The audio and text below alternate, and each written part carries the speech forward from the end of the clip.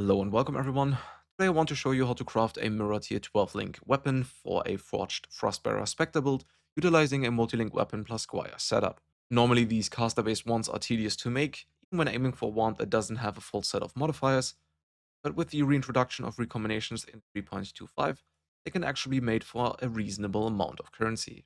Recombinations can be accessed via the crafting bench next to Isla and King's March once it's fully upgraded, and were initially a bit underwhelming until they were buffed in patch 3.25.1. It's now more in line with recombinators from Sentinel League, except for the absence of recombination specific modifiers and the introduction of a new class of modifiers that are now exclusive to each other, but more about that later. I heavily relied on the Reddit guide for recombinations in 3.25, and I've left the link to the full guide in the description of the video. The first thing that happens during recombinations is the roll for the base of the target item, including item type and whether they are influenced or synthesized, with a 50-50 chance of picking either starting base. Non-native modifiers like attributes, spell suppression, and influenced modifiers can't roll on items that don't have the matching base type. So for example, spell suppression can only roll on evasion bases, and influence modifiers can only roll on items with that particular influence. This is relevant for the craft since we want a mix of Elder and Shaper influenced modifiers, so we need to use double influenced bases in order to ensure that all target modifiers can actually roll on the recombined item, and the easiest way to make them is by using Awakener's Orbs. The rule regarding the amount of modifiers that can be rolled on the recombined item for either affix group, so prefixes or suffixes, hasn't changed. For example, if the total amount of prefixes on both starting items is 4, you have an 11% chance for one mod, a 59% chance for 2 mods, and a 31% chance for 3 mods. 5 prefixes give you a 43% chance for 2 mods, and a 57% chance for 3 mods, and 6 prefixes give you a 28% chance for 2 mods, and a 72% chance for 3 mods. Because of this, it's sensible to maximize the total amount of prefixes on the starting items, at least if you want to create an item with 2 or 3 prefixes. The same of course applies to suffixes as well, and the roles for suffixes and prefixes don't interact with each other directly, with one notable exception in the form of exclusive modifiers. Exclusive modifiers form a group of which only one can be rolled on the final item, and they include Breach, Incursion, Delve, Elevated Influenced, and Veiled modifiers, as well as Beast aspects and Essence modifiers without a tier. It also includes crafted name modifiers like Off the Order, Its, and Tauros, for example, as well as metacrafting modifiers like can have 3 crafted modifiers. While this can be limiting in terms of what modifiers can be introduced onto a single item, it can also be abused to greatly increase the chance of rolling non-exclusive modifiers when recombining items with multiple exclusive mods. For example, one can imagine a starting item with 1 regular prefix and 2 regular suffixes, as well as can have 3 crafted modifiers and 2 crafted exclusive prefixes, increasing the total mods from 3 to 6 on the starting item. The reason this works is because all modifiers, including doubled regular and all exclusive modifiers, contribute to the total amount of affixes for the purpose of determining the total mods on the recombined item, without contributing much to the pool of modifiers that can actually end up on the finalized product. Doubled regular modifiers on the starting items are always beneficial when recombining, since they increase the total amount of modifiers and can only roll once on the recombined item. The main drawback is that you need additional recombinations to make them, and this increases the crafting cost compared to an item with fewer doubled regular mods, but more exclusive modifiers. Exclusive modifiers are much better at increasing the total amount of modifiers, but the major drawback is that you usually don't want them on your items, so they are more of a hindrance when attempting to create items with 6 mods of which none are crafted. However, they are beneficial for items that have 2 regular and 1 crafted prefix, as well as 3 regular suffixes, like the weapon we're attempting to craft, by increasing the total modifier pool with one major caveat. The order in which the prefixes and suffixes are rolled on the recombined item now drastically affects the outcome. This happens after the base is chosen and is another 50-50 roll. In order to have a decent chance of creating the target item, you need starting items with at least 3 crafted exclusive modifiers and 3 regular mods, of which one has to be doubled. If the prefixes roll first and roll 3 mods, then the suffixes only need to roll 3 mods total for a guaranteed success, since the exclusive modifier on the prefixes eliminates all exclusive suffixes, leaving only the 3 target mods to roll on the recombined item. The suffixes rolling first only contributes a minor chance to the overall success, since the item needs to roll 3 suffixes total, and all 3 regular suffixes need to end up on the recombined item, as well as rolling 3 prefixes, which is very unlikely. In order to create the 3 mod item, we have to recombine 2 mod items, which we can make with Awakener's Orbs from Elder and Shaper bases that have 1 influence modifier. Before we get started, I want to explain the writing system. P denotes the number of regular prefixes, and S denotes the number of regular suffixes on the item. For example, 2p1s means 2 regular prefixes and 1 regular suffix, with exclusive modifiers not being included in this notation. I mentioned exclusive modifiers a couple of times now. For this craft, on the prefixes, we can use gain percentage of physical damage as extra chaos damage, and attack with this weapon penetrate percentage of chaos resistance. For the suffixes, you can have up to 3 crafted modifiers or multi-mod, which you have to craft first, and chance to deal double damage while focused. Now for the actual crafting. So in the first couple of steps, we just use Awakener's Orbs to create double influenced minion wands with 2 modifiers. For the first step, you want a Shaper influenced wand with more spell damage and a Elder influenced wand with spell echo. You use an Awakener's Orb Slam by clicking on the non-minion wand first, and then a minion wand second, so you end up with the double influenced minion wand.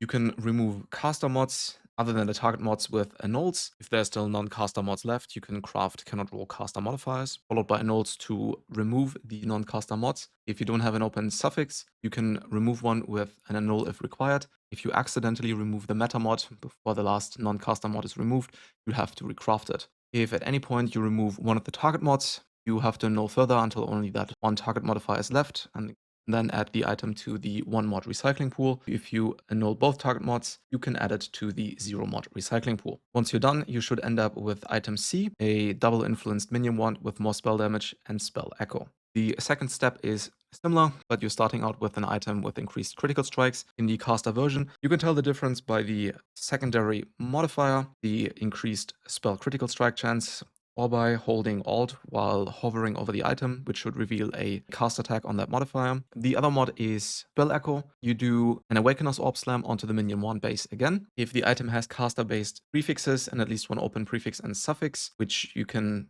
open up by using annuls if necessary, you can then craft suffixes can't be changed and use a Scouring Orb. You could alternatively just remove caster mods with annuls. I'm not sure if this is sensible, economically speaking, because of the cost of Awakener's Orbs right now, but that is another alternative. If you still have non-caster mods left, you can then craft cannot roll caster modifiers followed by annuls again. And if you accidentally remove target modifiers, you can do the exact same thing as before. If done correctly, you should end up with F, a double influence minion wand with spell echo and increased critical strikes. For the third step, we need a Shaper influence wand with cold penetration and an Elder wand with critical damage. Now, cold penetration is a rare modifier, and because of that, I recommend alt spamming for the modifier on a minion wand base and then imprinting it. For most other modifiers, this isn't sensible because you're going to get them within a reasonable amount of alteration spams. With cold penetration, that sadly isn't the case, so I highly recommend imprinting that wand, which is also why it should be the minion wand base, because that's the base that you have after the Awakener's Orb Slam.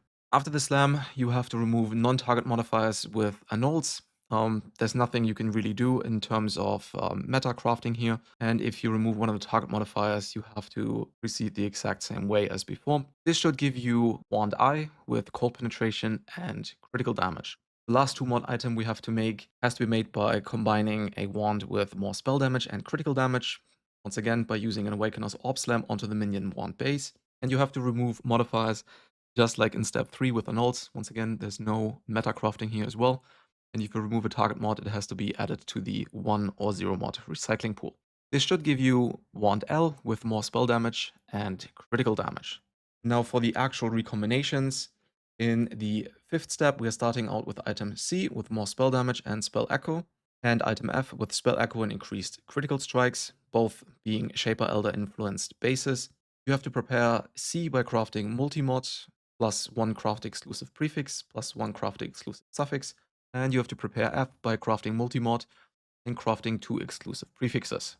Recombination on average yields M with more spell damage, spell echo, and increased critical strikes, you have a 4% chance to create F and a 7% chance to create a 1 prefix, 1 suffix item, if my math is correct.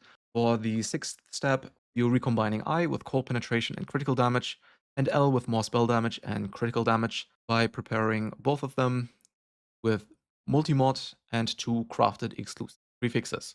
Recombination on average should yield N with more spell damage, cold penetration, and critical damage, with a 4% chance to create a 2 prefix 0 suffix item, and a 7% chance to create a 1 prefix 1 suffix item. The 7th step is the actual target step, where we attempt to create the 2 prefix 3 suffix item by recombining M with more spell damage, spell echo, and increased critical strikes, and N with more spell damage, cold penetration, and critical damage. You prepare them by crafting multi-mod plus 2 crafted exclusive prefixes on M, and crafting multi-mod and 1 crafted exclusive prefix and 1 crafted exclusive suffix on N. Recombining them has a 27% chance to create a 2 prefix 3 suffix item with more spell damage, cold penetration, spell echo, increased critical strikes, and critical damage. Of course, it also has one of the exclusive modifiers that you can then replace with +2 levels of socketed support gems for a fully crafted mirror tier 12-link weapon. Other outcomes in that step include a 2 prefix 2 suffix item, a 1 prefix 3 suffix item, 1 prefix 2 suffix item, and a 2 prefix and 1 suffix item. Now, the chances for this aren't super high, but the good thing is that the other item can either be sold or recycled, which is something I want to talk about a bit more in detail. I'm not going to talk about all of these.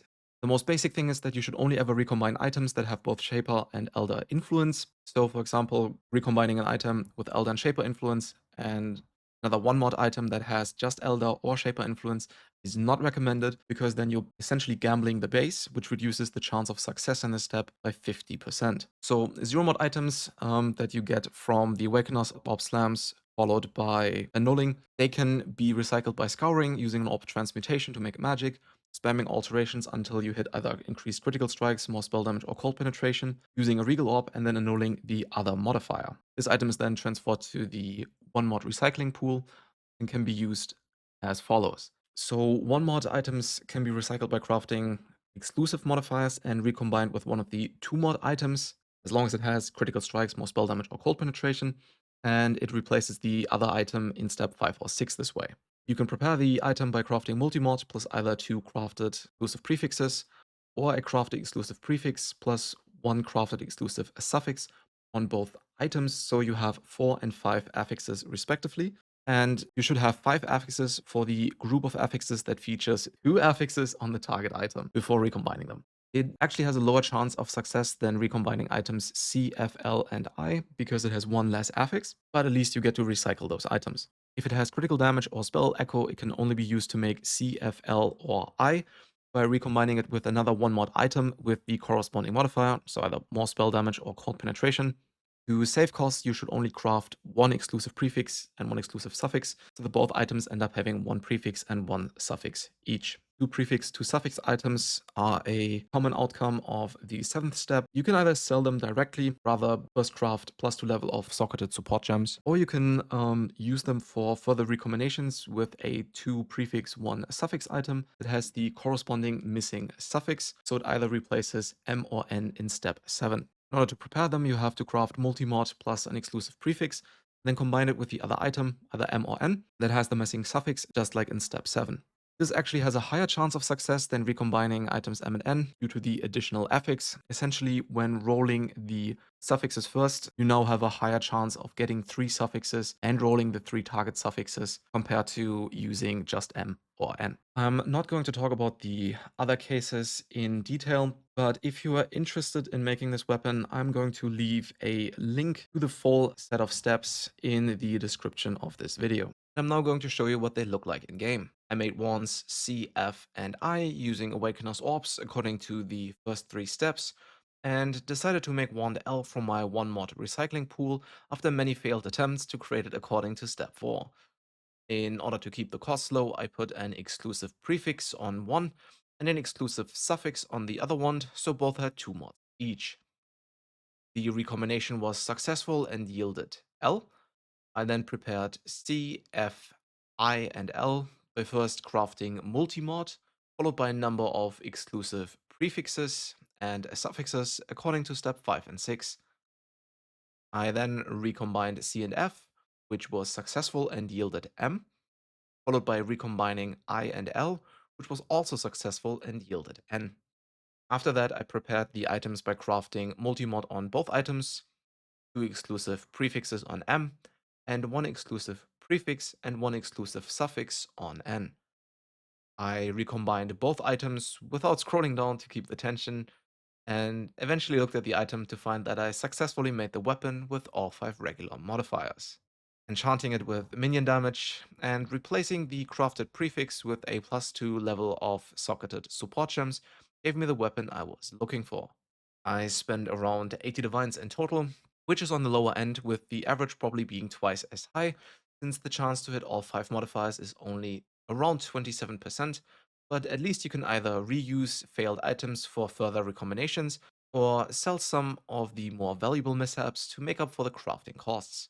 This technique can be used to make items with similar mods on different bases or slightly different modifiers too. If you want to make a powerful weapon for a Spirit of Fortune or a Lightning Golem build, you can just replace Cold Penetration with Lightning Penetration, although I do recommend to choose a Stabilizing Scepter as the base to get access to Elemental Equilibrium.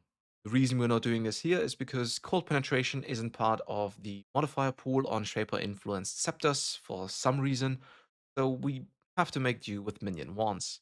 I chose convening wands because my build is life based and wants to transform as much intelligence as possible via tattoos, and convening wands have lower intelligence requirements than convoking wands. And I think that's pretty much it for the video. If you have any questions or suggestions, you can leave them in the comments. I try to get to them as soon as I can. If you want to support my work or connect with me, my community, you can check out my socials including Twitch, Discord, and Patreon on my channel page on the description of this video. Hope you liked it. Until next time.